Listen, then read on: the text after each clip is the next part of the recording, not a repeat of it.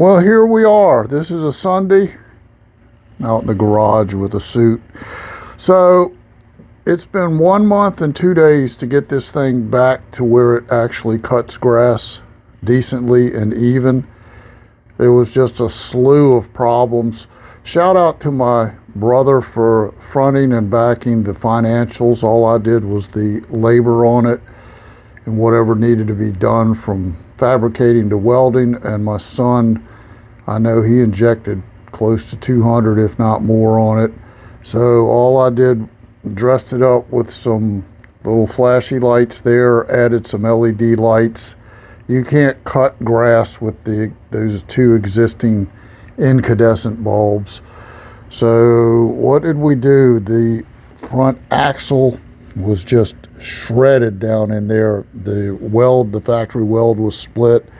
So it was take all that off, learn my welding technique on the DC welder that was free from Amazon, added the bushings that go in the spindle in there, had to do those, new Zerk fittings.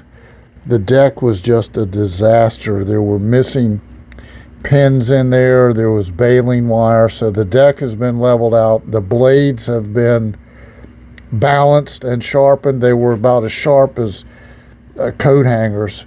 Added that. Hopefully no one's going to step on that. That was a major problem because this doesn't have the wheels, the deck wheels. So that's part of the scalping issue. And to prevent any future scalping, I added a metal plate right there so they cannot drop it below the 3-inch mark, which is a little off kilter number wise. So 3 and 4 will give you the best cut. So that's going to prevent any future scalping. There's a lot to cover. I know I'm going to miss a lot. The oil could not be changed because there was an elbow on here that somebody used forma gasket on in the plug that went up. So that elbow thankfully was able to be removed from this shaft, and I just used a cap. That is the white Teflon tape, rated for about 450, 480 degrees. It's been run in severe hot weather and it will hold up to it. This plate here, due to people slamming the deck down, had a broken mounting piece right there. So that was just discarded, and I chose to bolt the plate on this bracket on here. That's the factory bolt that held the original on, and I went out this way because you've got a lot of wiring and other mess in the way back there. So that's why the L plate bracket is facing outwards. All of the wires, somebody had pulled them all out, so I put them back in the loom. The existing amp meter was non-existent right there. I found that way back down under the steering mechanism. So I added a LED voltmeter. Okay. What did we do? There is a threaded rod that runs all the way through this steering, whatever you want to call it, and I used a pipe, a steel pipe, 1-inch pipe to go across to brace this, because due to that being broken, a lot of vibration was taking the toll on the gas tank up here. We are running ethanol-free EO gas. No moisture problem in that gas right now. So that's a full tank. Oil has been changed. Let's see, I just showed my son a picture. Let's see. Well, it's on the money. Trust me, it's on the money. Everything is good. The engine sounds great. I wound up, can't really see here. I wound up adding a piece of fuel line over top of the spark plug wire because Briggs & Stratton loves to run their spark plug wire right around that hot exhaust pipe, so that should provide a little extra heat protection. The hinge was just ripped off up here, so just found some plate and bent it, and there it is. It's stuck in there.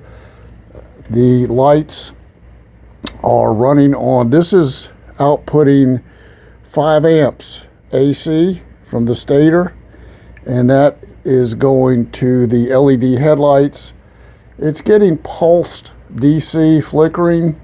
As you can see, I'm not on a gimbal.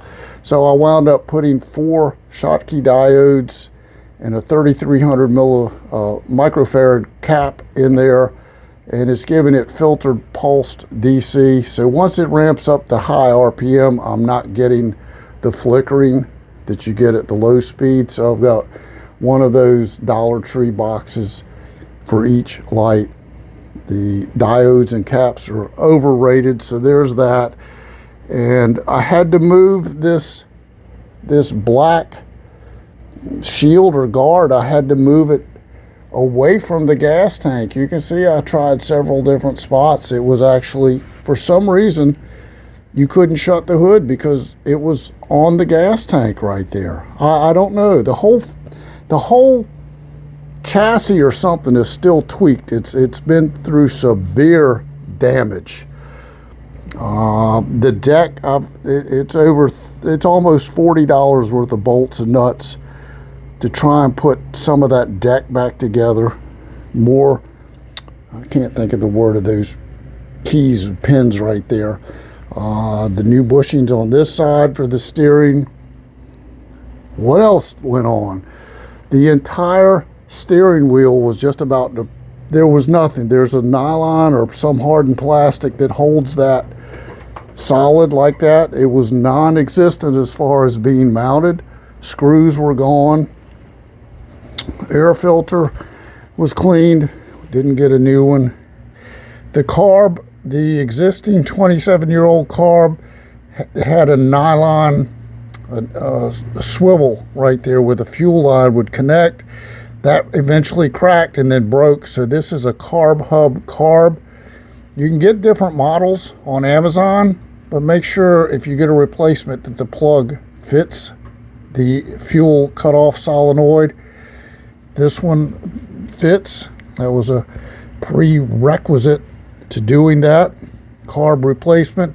Added a fuel filter, which it didn't have. The carb did come with a fuel filter, but I had these, whole bag of them. The carb came with a fuel cutoff, but I had one of those also. So there we go. Don't forget to turn the fuel off. All right, what else? There is the other end of the threaded rod that's holding that whole tower assembly from shaking itself to pieces. What else did we do? New tires. Had to wind up getting new tires. The originals were just dry rotted. The entire outside were totally dry rotted and would not hold air. So we've got that. We've got new E-clips on there. The spindles are in good shape. I took the entire deck down, took it apart. And if you've ever seen some of these deck spindles have the Zerk fittings for grease, that's just a waste of grease, because generally they're going to be sealed bearings on those spindles. So you're just greasing the shaft. We've got some little yellow flashy lights back here. Added a red running light for them. That's running on the battery. The battery gets 3 amps from the stator, and the headlights get, 5 amps. So that's filtered up there. They have one diode that comes back to the battery, filtering the 3 amps off the stator. My son ordered a new battery. I threw a bunch of grease over the things right there. So we got a new battery from Amazon, no core charge. I'm sure, what else? I had to go down, and I don't know if you can see it. There is a bracket down here that was broken. There's one on each side that goes to the transmission that was broken. The step plate was broken, and I had to fabricate some additional bolts up under there. The bracket right there with that pin, that was broken, so the deck was just hanging sideways. So the entire left side has taken a severe beating on this machine. It's still kind of tweaked. The frame is not bent from what I can tell, but the hood doesn't close all the way without a slight kilter to it. Let me show you. You can see it's kind of got a left lean to it. I don't know. I'm tired of messing with it. So there it is. 1 month and 2 days. And that's it. We're done. They're picking it up tomorrow, 9 o'clock. Have fun. It cuts grass. I actually use the backyard as a test bed for cutting with it. I wound up cutting the backyard twice with it. I didn't want to wear the blades down, the nice sharpness. So there we go. We are ready for the church to pick up their 27-year-old mower. Made a note for myself and whoever, turn that fuel off, and I may stick around over at the church to make sure the deck is level for them, and we're going to use a 9/16 on that. I think that's it. The engine's in good shape. Oh, wait a minute, what else? I forgot I was right over here. The entire engine, it looked nothing like this. You couldn't see what color it was. It was as black as the frame. It was totally soaked in oil.